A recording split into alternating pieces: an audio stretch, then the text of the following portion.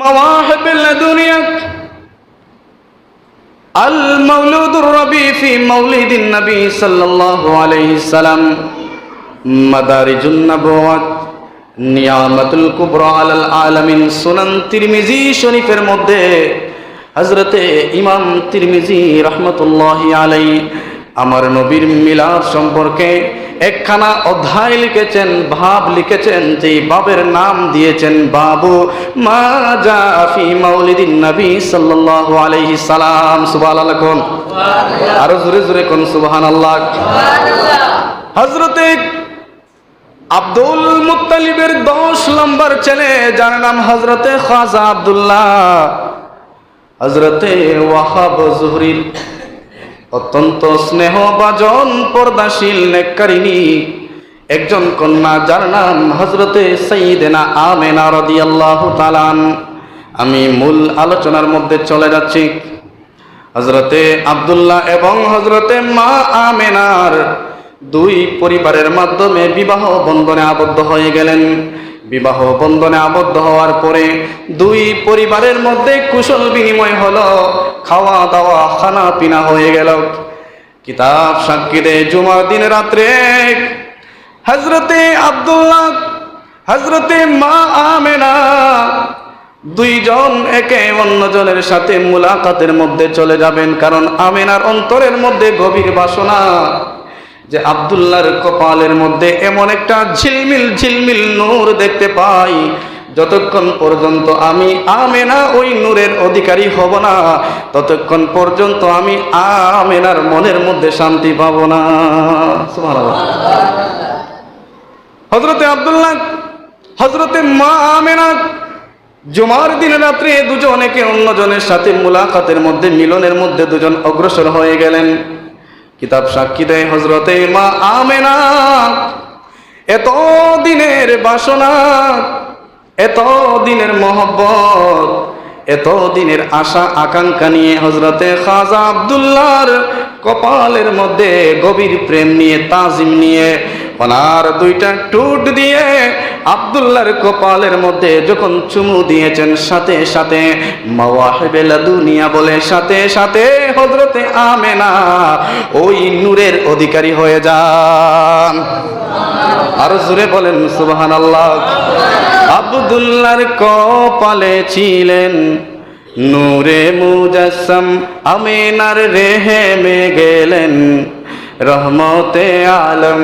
সুবহানাল্লাহ। আমি লিখেছি আব্দুল্লাহর কপালে ছিলেন নূরে মুজাসসাম, আমেনার রেহেমে গেলেন রহমতে আলম।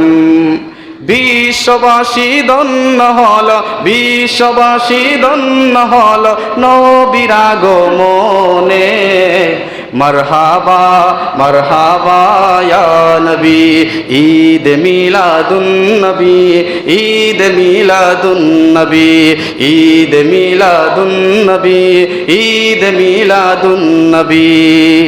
আকাশে চাঁদ সিতারায়, খুশিতে জোছনা চড়ায়, বাগানে ফুলে ভ্রমরায়, আনন্দে গান গেয়ে যায়। সুবহানাল্লাহ পড়েন। হযরতে মা আমেনা বলছেন হযরতে খাজা আব্দুল্লাহর কপালের মধ্যে আমি চুমা দিলাম। ওই মা আমেনা বলছেন খাজা আব্দুল্লাহর কপালের মধ্যে চুমা দেওয়ার সাথে সাথে আব্দুল্লাহর কপাল থেকে আমি আমেনার রেহেমের মধ্যে একটা নূরের টুকরা চলে গেল। সুবহানাল্লাহ।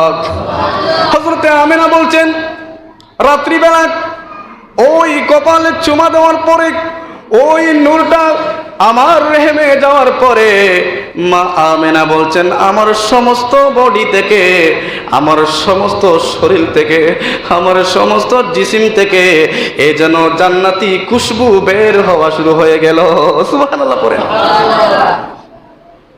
হযরতে মা আমেনা বলছেন ওই খুশবু আমার শরীর থেকে যখন চতুর্দিকে বের হওয়া শুরু হয়ে গেল, হযরতে মা আমেনা বলছেন আমি যখন মক্কার আমার শ্বশুর আব্বা হযরতে খাজা আব্দুল মুত্তালিবের ঘর থেকে যখন আমি খানায় খাবায় হেঁটে যাই, আমি হেঁটে যাওয়ার সময় আমার শরীর থেকে খুশবু এমন ভাবে চতুর্দিকে ছড়াতে থাকে, বিভিন্ন মানুষের অন্তরের মধ্যে হিংসা সমালোচনা শুরু হয়ে গেল। সুবহানাল্লাহ। অনেক মানুষ হযরতে খাজা আব্দুল মুত্তালিবকে বলল, ও সরদার ও লিডার, আপনার ছেলের বউ কি এমন একটা খুশবু ব্যবহার করে যে খুশবুর কারণে আমরা রাস্তাঘাটে বাড়ি ঘরে টিকতে পারি না। আমরা যতদূর জেনেছি আপনার ছেলের বউ আব্দুল্লাহর বউ, আমরা যতটুকু জেনেছি আব্দুল্লাহ ইন্তেকাল করেছেন একজন বিধবা নারী হয়ে, সে কি জন্য এত খুশবু ব্যবহার করে তুমি একটু দেখবানি। সুবহানাল্লাহ। হযরতে আব্দুল মুত্তালিব বলেন, ওনার বিবির কাছে আসলেন, ফাতেমার কাছে আসলেন, বললেন, বিবি হে, আমার আব্দুল্লাহর বউয়ের শরীর থেকে কি এমন খুশবু বের হয় যে খুশবুর গ্রানে আরবের বিভিন্ন মানুষ আমার কাছে নালিশ দেওয়া শুরু করে দিল। হযরতে আব্দুল মুত্তালিবের বিবি হযরতে মা ফাতেমা বলেন, স্বামী হে, আমিও তো আমার ছেলের বউয়ের শরীর থেকে এমন সুন্দর খুশবু সুন্দর ঘ্রাণ পাই, যেই ঘ্রাণ আমি আমার জীবনে জন্ম পর্যন্ত শুনি নাই। সুবহানাল্লাহ। হযরত আব্দুল মুত্তালিব বলেন, ও বিবি, আর দেরি করবা না, আব্দুল্লাহর বউয়ের কাছে জিজ্ঞেস করবা, আমারে তুমি কি এমন খুশবু ব্যবহার করো যে খুশবুর কারণে মানুষ আমাদেরকে নালিশ দেওয়া শুরু করে দিয়েছে। এরই মধ্যে হযরতে আব্দুল্লাহর আম্মা হযরতে মা ফাতেমা বলেন, হযরতে আমেনা যখন গোসলখানায় ঢুকে, গোসলখানায় ঢুকার পরে যখন সে গোসল করে বের হয়, তখন আমি গোসলখানার মধ্যে ঢুকি। ওই গোসলখানার মধ্যে ঢুকার পরে ওই হযরতে আমেরার শাশুড়ি বলেন, এ যেন গোসলখানাকে গন্ধের সুগন্ধের ড্রাম বানিয়ে ফেলে। সুবহানাল্লাহ। কে বলছেন? মাওয়াহিবুল্লাহ দুনিয়া মা আমেনার শাশুড়ি বলছেন, গোসলখানা থেকে যখন বের হয়, আমি গোসলখানায় ঢোকার পরে আমি এত ঘ্রাণ পাই, মনে হয় যেন গোসলখানাকে আতর সুগন্ধির মেশকো আম্বরের ড্রাম বানিয়ে ফেলেছে। সুবহানাল্লাহ। হযরতে মা আমেনা বলেন, ওনার শ্বশুর শাশুড়ি ওনাকে যখন জিজ্ঞেস করলেন, মারে ও মা আমেনা, তুমি কি এমন খুশবু ব্যবহার করো যে খুশবুর গ্রানে আমরা মোহিত হয়ে যাই, সুগ্রাণী হয়ে যাই, মানুষ আমাদেরকে নালিশ দেওয়া শুরু করেছে রে মা। ওই আমেনা ডাক দিয়ে কয়, মা গো, ও বাবা, শুনেন শুনেন, যেই দিন আপনার ছেলে খাজা আব্দুল্লাহর কপালের মধ্যে আমি আমেনা চুমু দিয়েছিলাম, ওই চুমু দেওয়ার পর থেকে আমার প্রত্যেকটা শ্বাস নিঃশ্বাসে চতুর্দিকে যেন জান্নাতের সুঘ্রাণ বের হয়ে যায়। সুবহানাল্লাহ। হযরতে মা আমেনা বলেন, মা, আপনারা কি প্রমাণ চান? এই কথা বলে হযরতে মা আমেনা ওনার জবান থেকে একটু তুতু মুবারক মাটির মধ্যে ফেলে দিলেন।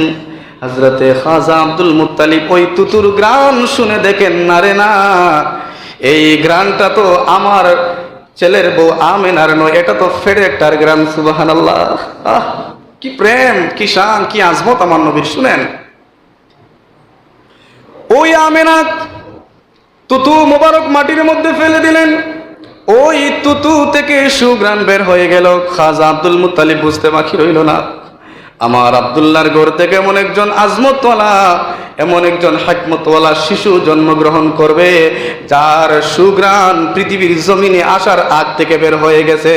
সুবহানাল্লাহ। চিন্তা করছেন, আব্দুল মুত্তালিব বলছেন যে শিশুটা এখনো পেটের মধ্যে আছে, এখনো বের হয় নাই, এই সমস্ত পৃথিবীর মধ্যে যেন সুঘ্রাণে টইটুম্বুর হয়ে গেছে। সুবহানাল্লাহ। হযরতে মা আমেনা বলছেন, ও মা শুনেন, এই ছেলে যেই দিন আমার গর্ভের মধ্যে আসলো, ওই দিন আমি এবং আব্দুল্লাহ চেয়ে দেখলাম, আমি আমেনার জীর্ণ কুটির আমার ছেলে আমার পেটের দিকে যেন ঝুঁকে পড়ে গেছে। সুবহানাল্লাহ। মা আমেনা বলছেন, মা, শুধু তাই নয়, আমি এই নূরের টুকরাকে পেটের মধ্যে নিয়ে যখন আমি কূপের মধ্যে পানি তুলতে যাই, আমি যখন ঘর থেকে বের হয়ে যাই, ওই ঘর থেকে বের হওয়ার পরে যখন একেবারে আকাশটা রুদ্রে ভরপুর হয়ে গেছে, ওই রুদ্রের মধ্যে আমি যখন কূপের মধ্যে পানি ভরতে যাই, ওই সময় আকাশের মেঘমালা আমাকে ছায়া দিয়ে দেয়। সুবহানাল্লাহ। মা আমেনা বলছেন, মা শুধু তাই নয়, আমি আমেনা যখন ওই শক্ত শক্ত পাথরের মধ্যে যখন আমার পাটা যখন ফেলি, আমি অনুভব করতে থাকি, আমি যখন মাটির মধ্যে পা দেই, ওই পাথরগুলা যেন মোমবাতির মতো গলে গলে যায়। সুবহানাল্লাহ। কেমন নবী আমাদের কাছে আসছেন, এখন রাসূল আল্লাহ আমাদেরকে দান করেছেন যে রাসূলের কথা এখনো আসেন নাই, এখনো রেহেম মুবারকের মধ্যে আছেন। এই রেহেম মুবারকের মধ্যে থাকা অবস্থায় কি তাজিম শুরু হয়ে গেছে। সুবহানাল্লাহ। শুধু তাই নয়, আল্লাহর একজন খুব শ্রেষ্ঠ একজন পয়গম্বর, যার নাম দানিয়েল আলাইহিস সালাম, কিতাব সাক্ষী হযরতে সাইয়্যিদানা আবু মুসা আশআরী রাদিয়াল্লাহু তাআলা বর্ণনা করেন যে ওই দানিয়েল আলাইহিস সালাতু ওয়াস সালাম আল্লাহর কাছে বলেন, আল্লাহ, তাওরাতের মধ্যে দেখলাম, ইনজিলের মধ্যে দেখলাম এমন একজন বন্ধু তুমি সৃষ্টি করেছো, যে বন্ধুর দাওয়াত দিয়েছে রূহে আজলের মধ্যে, যে রূহে আজলের মধ্যে শুধু আপনি ছিলেন, আপনার বন্ধু ছিল, আর আমরা সমস্ত নবী রাসূল ছিলাম। আপনি বারবার ওই রূহে আজলের মধ্যে আপনার বন্ধুর প্রশংসা করেছিলেন। আমি দানিয়েল আলাইহিস সালাম আপনার কাছে রিকোয়েস্ট করি, আরজু করি, আপনি যদি আমাকে ওই নবীর উম্মত বানাতেন, আমার জীবন সার্থক হয়ে যেত। সুবহানাল্লাহ। আবু মুসা আশআরী রাদিয়াল্লাহু তাআলা বর্ণনা করছেন, আজকে আমরা আল্লাহর কাছে চাই নাই, আল্লাহর কাছে আমরা রিকোয়েস্ট করি নাই, বড় মহব্বত করে ইহসান করে আমাদেরকে ওই আজমতওয়ালা নবীর উম্মত বানিয়েছেন। ওই নবীর উম্মত হওয়ার পরে আজকে আমরা ওই নবীর শান নিয়ে সমালোচনা করি। নাউজুবিল্লাহ। ঠিক কিনা বলে? কত নম্বর মুনাফিক মানুষ হয়েছে চিন্তা করেন। নবীর শান শুনলে বারবার শুধু দলিল খুঁজে, কই এটা বেদাত, এটা কি সহিহ তিরমিজির মধ্যে আছে, বুখারীর মধ্যে আছে, অথচ নামাজ পড়ে রোজা রাখে, নবীর শান শুনলে দলিল খুঁজে। কত বড় শয়তান। ঠিক কিনা বলেন? হযরতে মা আমেনা বলছেন, আমি রাস্তা দিয়ে যাওয়ার সময় ওই পাথরগুলা আমার পায়ের নিচে পড়ার সাথে সাথে মোমবাতির মতো গলে যাইত। আমি যখন কূপের সামনে যাইতাম, ওই কূপের সামনে যাওয়ার পরে অন্যান্য মহিলারা দেখতাম কূপের পানি তারা হাত দিয়ে নিচু হয়ে রশি দিয়ে টান দিয়ে তারা বালতির মধ্যে পানি ভরে। আমি আমেনাকে আল্লাহ এমন একটা মর্যাদা দান করেছেন, আমি যখন কূপের সামনে যাই, ওই কূপের সামনে যাওয়ার সাথে সাথে আমি দেখি ওই কূপের পানি উতলাইয়া একেবারে আমার সামনে চলে আসে। সুবহানাল্লাহ। মা আমেনা বলেন, কি রে অবস্থা? অন্যান্য মহিলা রশি দিয়ে কূপের মধ্যে বালতি রশির মধ্যে বেঁধে কূপের মধ্যে ছেড়ে দেয়, ওরা দেখি নিচু হয়ে মাথা নিচু করে কূপ থেকে পানি ভরে, আর আমি আমেনা আমি কূপের সামনে যাওয়ার পরে দেখি কূপের পানি আমার সামনে উতলাইয়া উঠে যায়। সুবহানাল্লাহ। মা আমেনা বলছেন, আমি যত সময় কূপের পানি আমার বালতির মধ্যে হাড়ির মধ্যে যত সময় আমি ভরি, আমি যখন আমার বালতি হাড়ি ভরার পরে যখন আমি ফিরে আসি, আমি সাথে সাথে দেখতে পাই ওই কূপের পানি সাথে সাথে আবার নিচের মধ্যে চলে যায়। সুবহানাল্লাহ। আরবের কয়েকজন মহিলা আমার হাতের মধ্যে হাত জোর করে বলে, আমেনা রে যাস না, তুই চলে যাস না, তুই চলে যাওয়ার পরে কূপ থেকে বড় কষ্ট করে আমাদের পানি ভরতে হয়, আমরা পানি ভরার আগ পর্যন্ত ও আমেনা তুমি কূপের সামনে দাঁড়িয়ে থাকো। সুবহানাল্লাহ। মা আমেনা বলেন, ওই মহিলারা বলে, ও আমেনা, তোমার বালতি, তোমার হাড়ির, তোমার যে কিছু নিয়ে এসেছো সমস্ত কিছু আমরা তোমার বাড়িতে পৌঁছায় দিয়ে আসবো, তবু তুমি চলে যেও না। হযরতে মা আমেনা বলেন, আমি যত সময় কূপের মধ্যে দাঁড়িয়ে থাকতাম তত সময় দেখতাম কূপের পানি সব সময় উপরে উঠতে থাকতো। সুবহানাল্লাহ। শুধু তাই নয়, ওই মহিলারা বলে, ওই মহিলারা সাক্ষী, ওই কূপের পানির জবান খুলে যায়, ওই পানি আমি আমেনাকে সম্বোধন করে বলে, আমেনা রে, ও আমেনা, তুমি কি জন্যে কষ্ট করে কূপের সামনে এসেছো? তুমি যদি ঘর থেকে পানি বলে ডাক দিতা, আমরা তোমার ঘরের হাড়ির মধ্যে চলে যাইতাম। সুবহানাল্লাহ। হযরতে আমেনা বলছেন, এখানেই শেষ নয়, আমি যেই দিন আব্দুল্লাহর কপালের মধ্যে চুমা দিলাম, চুমা দেওয়ার সাথে সাথে ওই দিন রাত্রে আমি দেখতে পেলাম আমার ঘরের মধ্যে আজমতওয়ালা, হিকমতওয়ালা 12 জন নবী রাসূল এসে আগমন করেছেন। সুবহানাল্লাহ।